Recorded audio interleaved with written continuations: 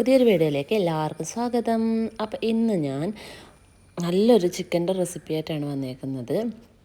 അതിനു വേണ്ടി തന്നെ ഞാൻ കുറച്ച് കോൺഫ്ലവർ പൊടി എടുത്തിട്ടുണ്ട്. അതൊരു 3 ടീസ്പൂണ് എടുക്കുന്നത്.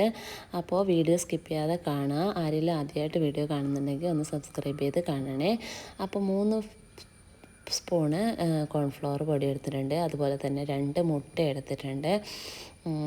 ഈ കോൺഫ്ലവർ പൊടിയിലേക്ക് നമ്മൾ കുറച്ച് ഉപ്പിട്ട് കൊടുക്കുന്നുണ്ട്, ആവശ്യത്തിനുള്ള ഉപ്പ്. പിന്നെ കുറച്ച് മഞ്ഞൾപ്പൊടി, 1/4 ടീസ്പൂൺ മഞ്ഞൾപ്പൊടി എടുക്കുന്നുണ്ട്. അപ്പോൾ പിന്നെ ഞാൻ കുറച്ച് കുരുമുളക് പൊടി, ഒരു 1/2 ടീസ്പൂൺ, എല്ലാം കൂടെ നന്നായിട്ടൊന്ന് മിക്സ് ചെയ്ത് കൊടുക്കണേ. ഇനി നമുക്ക് ഇതിലേക്ക് ആവശ്യമുള്ള വെള്ളം ചേർക്കുന്നില്ല. അതിന് പകരം ഞാനിവിടെ കുറച്ച് പാലാണ് ചേർക്കുന്നത്. ഒരു 1/4 ഗ്ലാസ് പാൽ മതിയാകും. കുറച്ച് ഒഴിച്ചു കൊടുത്ത് നോക്കുക. അപ്പോൾ നിങ്ങൾക്ക് ഏതാണ്ട് റെസിപ്പി ഐഡിയ കിട്ടിക്കാണും.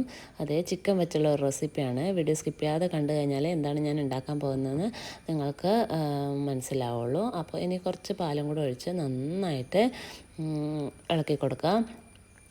ചിക്കൻ മുങ്ങാൻ പാകത്തിന് നമ്മൾ നന്നായിട്ട് മാവുണ്ടാക്കി കൊടുക്കുക.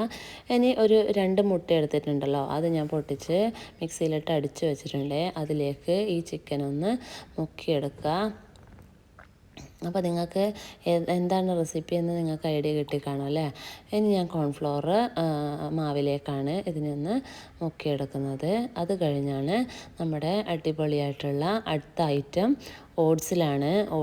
ഓട്സാണ് നമ്മുടെ മെയിൻ താരം എന്ന് പറയുന്നത് ഓട്സാണ്. അപ്പോൾ ഇത് കോൺഫ്ലവറിൽ മുക്കിയെടുത്തതിന് ശേഷം ഞാൻ ഓട്സിലേക്കാണ് മുക്കുന്നത്. അപ്പോൾ ഓട്സ് നന്നായിട്ട് അതിൻ്റെ പുറത്ത് പെരക്കി കൊടുക്കുക. അപ്പോൾ അതെല്ലാവരും ഉദ്ദേശിക്കുന്ന പോലെ തന്നെ ഞാനിതാ KFC ചിക്കൻ വീട്ടിലാണ് ഉണ്ടാക്കിയെടുക്കാൻ വന്നത്. KFC ചിക്കൻ അതേ ടേസ്റ്റൊന്നും കിട്ടിയിട്ടൊന്നുമില്ല, എങ്കിലും കുട്ടികളെ പറ്റിക്കാൻ വേണ്ടിയിട്ടുള്ള ഓരോ ഐഡിയകളാണ്. അപ്പോൾ അവർക്ക് നന്നായിട്ട് ഇഷ്ടമായി. അപ്പോൾ ഈ ഓട്സൊക്കെ പുറത്ത് പുരട്ടുന്ന കാരണം നല്ല ടേസ്റ്റ് ഉണ്ടായിരുന്നു, നല്ല കറുമുറയായിട്ട് കടിക്കാൻ പറ്റിയായിരുന്നു. അപ്പോൾ ഇതാ ഞാൻ 2 ലെഗ് പീസ് ഇതുപോലെ പെരക്കി ഇവിടെ മാറ്റി വെച്ചിട്ടുണ്ട്. അപ്പോൾ ചിക്കനൊക്കെ വാങ്ങുമ്പോൾ ഇങ്ങനെയൊക്കെ വെറൈറ്റി ഐറ്റംസ് നിങ്ങൾ ഉണ്ടാക്കി കൊടുക്കുക. വെറും ചിക്കൻ കറി വെച്ച് കുട്ടികൾക്ക് മടുപ്പിക്കാതെ ഇതുപോലെയുള്ള റെസിപ്പികളൊക്കെ ഉണ്ടാക്കി കൊടുക്കുക. അപ്പോൾ അവർക്കും നന്നായിട്ട് ഇഷ്ടപ്പെടും.